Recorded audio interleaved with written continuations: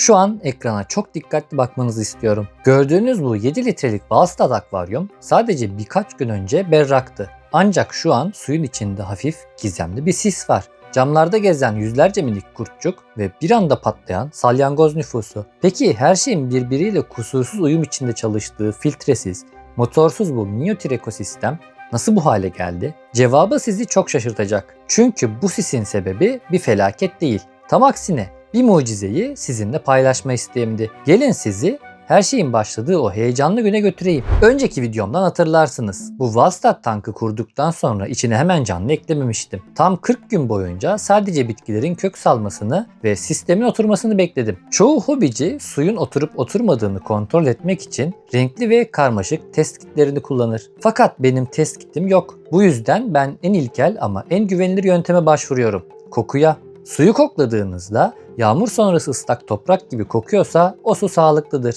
O muhteşem kokuyu aldığım an karideslerimi 40 gündür bekleyen bu yeni evlerine ekledim. Elbette dijital TDS metremle yaptığım ölçümde suyun içindeki çözünmüş madde oranının 455 gibi oldukça yüksek bir miktarda olduğunu gördüm. Bu su değeri biraz fazla sertti ama ben bunu sonradan fark ettim. Bu yüzden zamanla yaptığım küçük su değişimlerinde sadece içme suyu kullandım. Birkaç hafta içinde o 455 değerini 250 civarına kadar düşürerek dengeyi yakaladım. Sistem kusursuz çalışıyordu. Fakat doğa siz en rahat olduğunuz anda sizi sınamayı sever. Bir gün karideslerimi yakından izlerken üzerlerinde bir şey fark ettim. Karideslerimin kafasının üstünde beyaz, ipliksi şeyler sallanıyordu. Kendi başlarına da hareket eden bu şeyler birer dış parazitti. Karideslerimin yemeğini paylaşıyorlardı. İlaç kullanabilirdim. Fakat burası bir Wallstadt ekosistemiydi. Ağır kimyasallar eklemek, topraktaki o değerli bakterileri ve yağmur sonrası toprak kokusunu yok etmek demekti. Bu yüzden en sert ama en doğal silahı seçmek zorundaydım.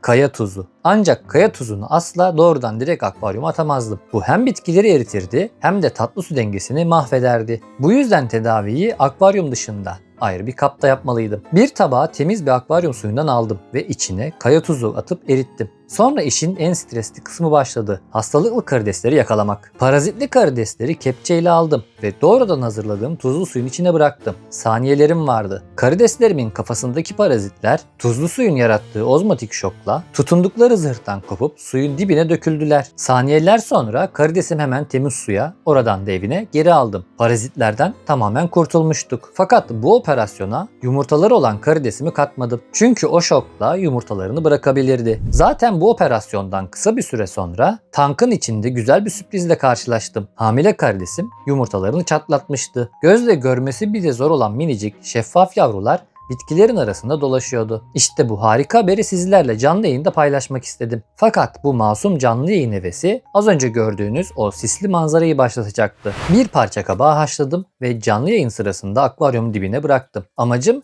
o minicik yavruların kabağa gelmesi ve sizin de onları ekranda görebilmenizdi. Nitekim öyle de oldu. Birkaç yavru kabağa geldi ve onları izledik. Canlı yayın linkini aşağıya açıklama kısmına bırakıyorum. Oradan o anları izleyebilirsiniz. Kabak yayın boyunca yaklaşık 2-3 saat boyunca suyun içinde kaldı. Çıkardığımda kabaktan geriye hiçbir kalıntı veya pislik kalmamıştı. Her şey çok temiz görünüyordu. Fakat ertesi sabah uyandığımda akvaryumdaki berraklık gitmişti. Su hafif ama fark edilir derecede sisli hale bürünmüştü. Sadece suyun bulanıklaşması da değil. Camlarda daha önce bu kadar çok görmediğim minik kurtçuklar geziyordu. Salyangozlar da bir gecede çılgınca üremiş gibiydi. Görünürde kabak artığı olmamasına rağmen o 2-3 saatlik süre zarfında suya organik yük salınmıştı. Bu da 7 litre gibi çok ama çok küçük bir hacimde sudaki bakterilerin bir anda çoğalarak suyu puslandırmasına ve hafif bir bakteri patlamasına yol açmıştı. Mükemmel ekosistemin dengesi sarsılmıştı. Hemen bir şeyler yapmalıydım. Hacim küçük olduğu için sadece bir kase su değişimi yaptım. Fakat asıl çözüm su değiştirmek değildi. Wallstadt sisteminde asıl filtremiz bitkilerdir. Bitkilerimin acilen hızla fotosentez yapması gerekiyordu. Bu yüzden ışığın şiddetini ve süresini arttırdım. Işığı kesen uzun gövdeleri budadım. Böylece dipteki küçük bitkilere kadar ışığın ulaşmasını sağladım. Işığı alan bitkiler hızla sudaki fazla besini emmeye ve fotosentez yapmaya başladı. Sonra ellerimi akvaryumdan tamamen çektim. Hiçbir kimyasal kullanmadım. Sadece bekledim.